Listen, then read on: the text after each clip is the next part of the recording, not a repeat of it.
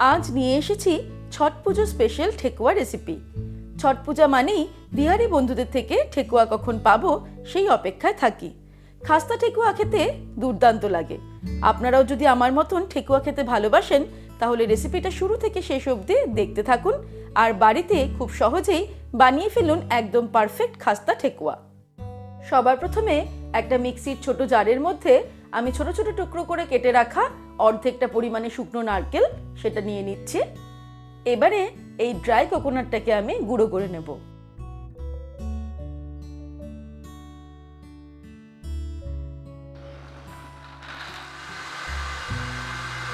তারপরে একটা বড় বোল নিয়ে নিয়েছি, এর মধ্যে অ্যাড করে দেব 1 কাপ পরিমাণে আটা, দিয়ে দিচ্ছি 1 কাপ পরিমাণে ময়দা, আর এর সঙ্গে অ্যাড করে দেব সুজি 1 কাপ পরিমাণ। এবারে আমি অ্যাড করে দেব চিনি। আমি এখানে 1 কাপ পরিমাণ চিনি অ্যাড করলাম, তবে আপনারা নিজেদের স্বাদ অনুসারে মিষ্টিটা অ্যাড করবেন। এবারে দিয়ে দিচ্ছি গুঁড়ো করা ড্রাই কোকোনাট, যেটা আমি এক্ষুনি গুঁড়ো করে নিলাম মিক্সারে। 1 মুঠো কিশমিশ কুচানো দিয়ে দিলাম। এবারে অ্যাড করে দেব কিছুটা পরিমাণে কুচানো কাজু বাদাম, আর কিছুটা ড্রাই কোকোনাট আমি ছোট ছোট কুচি করে কেটে রেখেছি, সেটাও এর মধ্যে অ্যাড করে দিলাম। ফ্লেভারের জন্য অ্যাড করে দেব 1 টিস্পুন পরিমাণে এলাচ গুঁড়ো, তবে আপনারা চাইলে ছোট এলাচের দানাগুলোকে গুঁড়ো করে অ্যাড করতে পারেন। ফাইনালি এর মধ্যে অ্যাড করে দেব ঘি। আমি এখানে 1/4 কাপ ঘি অ্যাড করে দিচ্ছি, তবে মাখতে মাখতে যদি প্রয়োজন পড়ে সেক্ষেত্রে আরও কিছুটা ঘি অ্যাড করতে হবে। এবারে সব কিছুকে খুব ভালো করে আমি মিশিয়ে নেব। আমাদের ধৈর্য ধরে সময় নিয়ে এই কাজটা করতে হবে। 5 মিনিট সময় নিয়ে আমি খুব ভালো করে এটাকে মিশিয়ে নিয়েছি। এই মিশ্রণে কিন্তু ঘিয়ের পরিমাণটা একদম ঠিকই আছে। আমরা এইভাবে মুঠো করে দেখব, যদি এটা মন্ডর মতো তৈরি হয় তাহলে বুঝবো ঘিয়ের পরিমাণটা আমাদের ঠিক আছে। এবারে আমি অল্প অল্প করে জল অ্যাড করে একটা শক্ত ডো তৈরি করব। আমাদের খেয়াল রাখতে হবে ডোটা কিন্তু শক্ত হতে হবে, যাতে লুচি বা পরোটা বা রুটির মতো ডোটা নরম না হয়ে যায়, সেদিকে খেয়াল রাখতে হবে। তাই আমি অল্প অল্প করে জল অ্যাড করে মন্ডটা তৈরি করছি।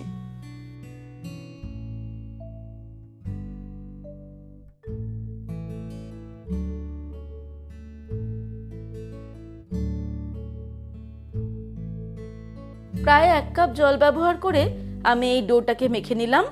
একটু সময় নিয়ে ধৈর্য ধরে ডোটাকে মেখে নিতে হবে। এটা কিন্তু শক্ত একটা ডো। এবার এটাকে আমি ঢেকে রেখে দেবো 15 মিনিট। সেই সময়ের মধ্যে সুজিটা ফুলে সেট হয়ে যাবে। 15 মিনিট পর ফিরে আসছি। 15 মিনিট হয়ে গেছে, আমাদের ডোটাও সেট হয়ে গেছে। আমি আরেকটু ডোটাকে মেখে নেব, তারপর এই ডোটা থেকে ঠেকুয়া তৈরি করা শুরু করব। প্রথমে কিছুটা অংশ আমি এখান থেকে নেব, তারপরে এইভাবে মুঠো করব। এটা এত সুন্দর মাখা হয়েছে, এটা কিন্তু হাতে একদম স্টিকি হচ্ছে না, তাই হাতে তেল বা ঘি লাগানোর কোনো প্রয়োজন নেই। এই দেখুন, একদমই স্টিকি হচ্ছে না। প্রথমে আমি এটাকে গোল করে নিলাম, তারপর 2 হাতের মাঝখানে এইভাবে চাপটা করে দেব। এটা কিন্তু খুব বেশি পাতলা করব না, একটু মোটা রাখতে হবে।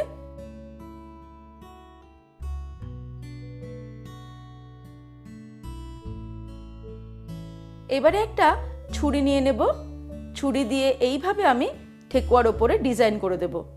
বাড়িতে ছাঁচ থাকলে ছাঁচ দিয়ে আমরা খুব সুন্দর করে অনায়াসে ঠেকুয়া তৈরি করতে পারি, তবে না থাকলেও কোনো চিন্তা নেই, আমরা কিন্তু এইভাবে ডিজাইন করে করে ঠেকুয়া তৈরি করে নিতে পারি।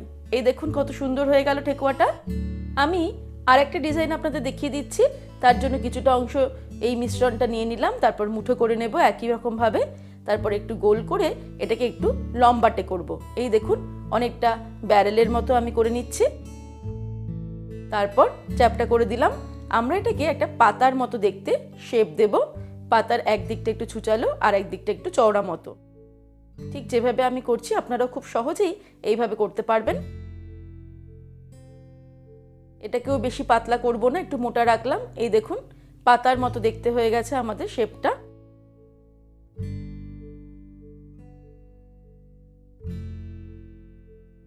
তারপরে আমি আবারও একটা ছুরিটা নিয়ে এই পাতার মতো ডিজাইনটা করে দিচ্ছি। যেমন পাতার মধ্যে শিরা থাকে ঠিক সেই রকম আমি ছুরি দিয়ে ডিজাইন করে দিলাম। তাহলে এই ঠেকুয়াটা আমাদের পাতার শেপের একটা ঠেকুয়া হয়ে গেল। এইভাবেই আমি কিছুটা গোল করে কিছুটা পাতার মতো শেপের ঠেকুয়াগুলো আগে তৈরি করে নেব।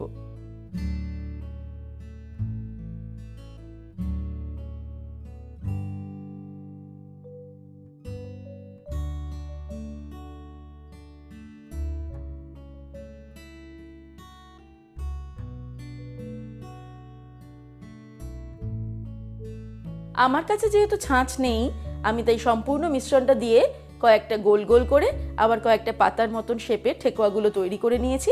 এবার আমরা চলে যাব ফাইনাল স্টেপে। এবারে ফাইনাল স্টেপে আমি একটা ফ্রাইং প্যানের মধ্যে বেশ কিছুটা পরিমাণে এক্সট্রা লাইট অলিভ অয়েল নিয়ে নিচ্ছি। তবে আপনারা চাইলে রিফাইন্ড অয়েলেও এই ঠেকুয়াগুলো ফ্রাই করতে পারেন। এবারে তেলটা মাঝারি গরম হলেই এর মধ্যে ঠেকুয়াগুলো ছেড়ে দেব।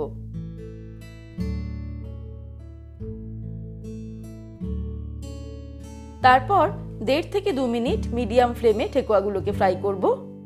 2 মিনিট হয়ে গেলে এগুলোকে উল্টে দিয়ে আবারও মিডিয়াম ফ্লেমে 1.5-2 মিনিট ফ্রাই করব।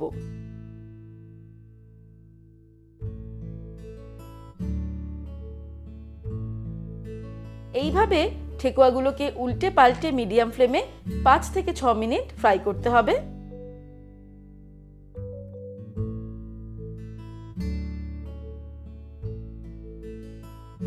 ঠেকুয়াগুলো এরকম গোল্ডেন ব্রাউন কালার হয়ে গেলেই তেল থেকে ছেঁকে তুলে নিতে হবে। তবে ঠেকুয়াগুলো তোলার সময় খানিকটা নরম মনে হতে পারে, কিন্তু সেগুলো ঠান্ডা হলেই একদম শক্ত হয়ে যাবে, তাই সেই নিয়ে চিন্তা করার কোনো কারণ নেই। তৈরি হয়ে গেল খুব সহজে পারফেক্ট খাস্তা ঠেকুয়া। এই খাস্তা ঠেকুয়া কিন্তু বাড়িতে একবার তৈরি করে বেশ কয়েকদিন রেখেও খাওয়া যায়। আপনারাও যদি আমার মতন ঠেকুয়া খেতে ভালোবাসেন তাহলে অবশ্যই এই রেসিপিটা একবার ট্রাই করে দেখবেন। তাহলে দর্শক বন্ধুরা, আজকের এই রেসিপি আপনাদের কেমন লাগলো আমাকে ভিডিওর নিচে কমেন্ট সেকশনে কমেন্ট করে জানাবেন। ভালো লাগলে লাইক করার অনুরোধ রইল, আর বন্ধুদের সঙ্গে কিন্তু অবশ্যই শেয়ার করুন। ভালো থাকবেন, সুস্থ থাকবেন। আমি আবার হাজির হব নতুন নতুন রেসিপির সঙ্গে। নমস্কার।